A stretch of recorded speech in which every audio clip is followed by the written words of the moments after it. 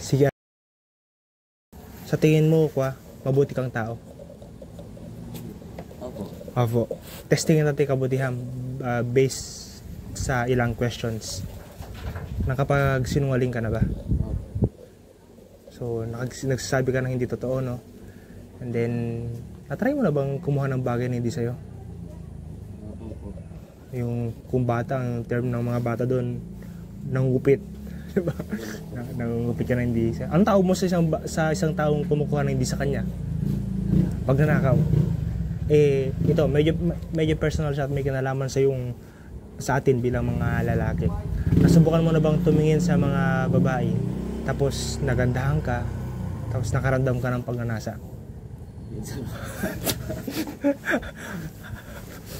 Alam mo ang tawag sa yung nakikipag-sexual relationship ka sa hindi mo asawa. Alam mo ang tawag doon?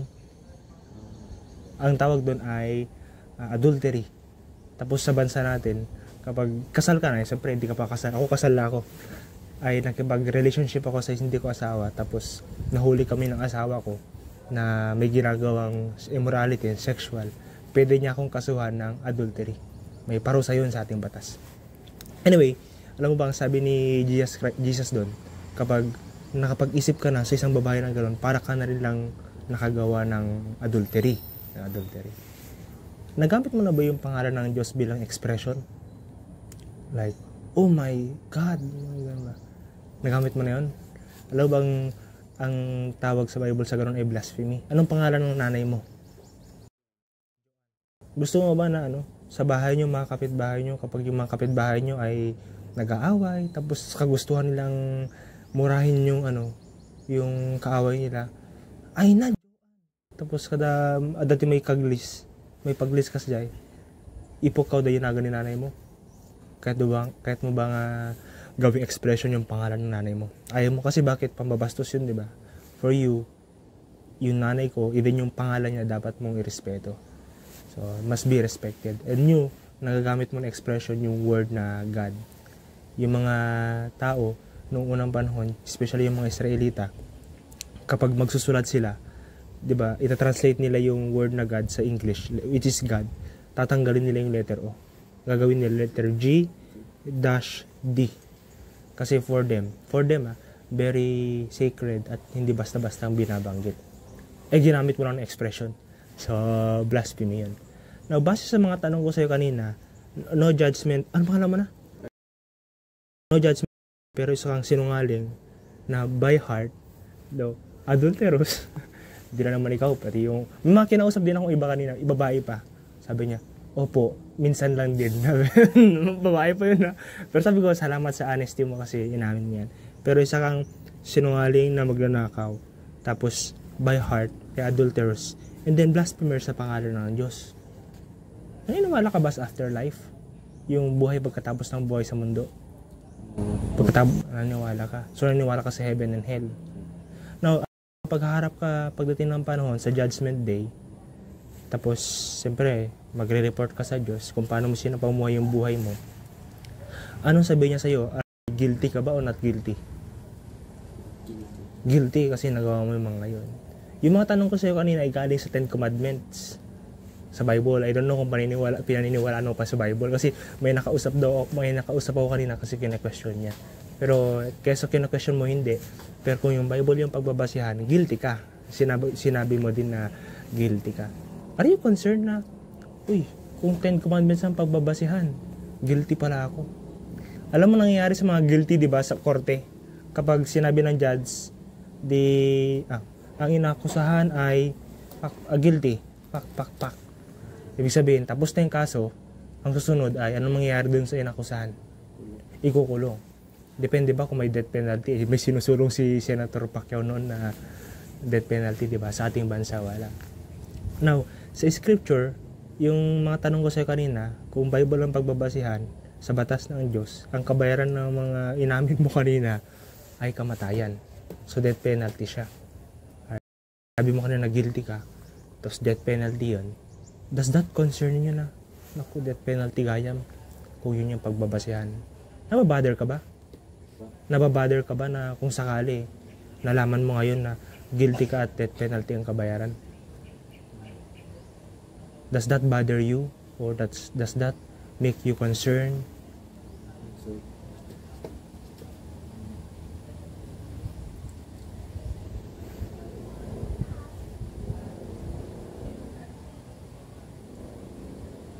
Hindi. Bakit di ka concerned? ay concern po. Siyempre, sa mga ibang papupuntahan. Concerned kayo. Mapupunta. Sorry kung hindi malinaw yung tanong ko. Baka hindi nagiging malinaw. Pero concerned ka, gusto mo malaman para imbes na guilty, ma-declare ka na not guilty. Gusto mo malaman yung paraan o alam mo yung paraan? Gusto mo malaman yung paraan. Ang tanging kaparaanan sa batas natin sa mundo, sa Pilipinas, sa ibang bansa o kahit sa bansa ka magpunta, either yung presidente, i-declare ka niya na not guilty. Parang yung mayor dati ng Iloilo na nagtago sa Amerika. Nag-seek ng asylum kung tawagin. Ngayon, dineclare na ni President Bongbong na acquitted.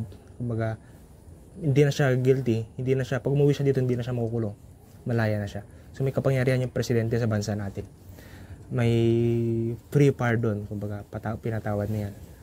Tapos doon din sa Amerika, yung mga naikulong nung umalis kilala mo si Trump? Yung president ng Amerika, yung president bago yung president na nag-resign ngayon, natapos na yung kanyang termino. Nung umalis siya ng White House, nagkaroon ng riot. Yung mga supporters niya, ginuli nila yung White House. Talagang winasak yung mga pagkamamahal-mahalin ng mga gamit doon. And then nakulong sila kasi may pumasok na bagong president. Nakulong yung mga nag-riot na yon. Itong election lang doon sa Amerika, tumakbo ulit yung president na yon, yung umalis.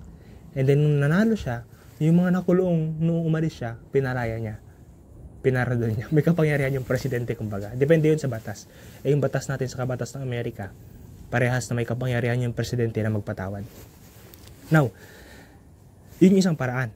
Either ma-declare ka na not guilty, may mag-declare sa'yo, or bayaran mo yung hinihingi ng hustisya, which is walang hanggang kamatayan. Death nga.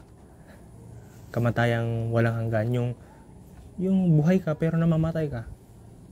Mahirap yung feeling, nakikita ka na namatay, yung dun sa proseso na namatay, yung nalalagutan ng hininga, hindi ba? Mahirap yun, saka ayaw natin maranasan yun, napadasang nalmisin. Di ba? Narigat yung mahirap yung pakiramdam na nalalagutan ka ng hininga. And the Bible says it's like that, eternal judgment na so kailangan mong bayaran yun.